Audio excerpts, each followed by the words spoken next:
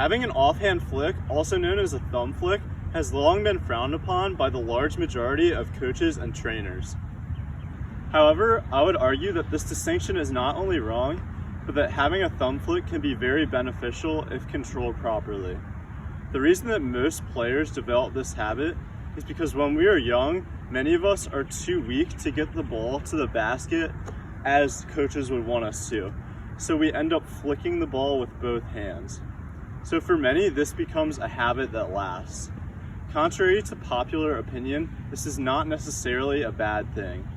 Players who shoot with a thumb flick are often getting more power in their shot. These players can consistently get their shot off quicker, have deeper range, and be able to shoot better out of unorthodox positions. This is all because they can get that additional power from their offhand, which makes them less reliant on their legs.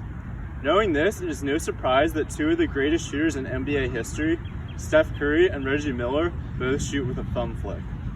The common argument against the thumb flick is that it causes inconsistency.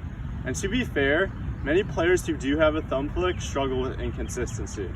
However, this inconsistency is not due to the thumb flick itself, but a different mechanical issue, which is the lack of a locked elbow on follow-through.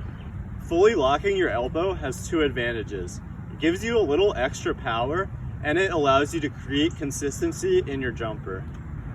Because players who shoot with a thumb flick are already getting so much additional power from that offhand, many don't see the point of locking their elbow. However, what these players don't realize is that locking the elbow is crucial for all shooters because it leads to releasing the ball in the same spot every time, which is crucial for consistency. I can attest to this from personal experience as I became a much more consistent shooter when I fully locked that elbow and held my follow-through every time. So if you are someone who shoots with an offhand flick, my advice would be to just make sure that your follow-through is consistent. If you can do that, you actually have an advantage over many players.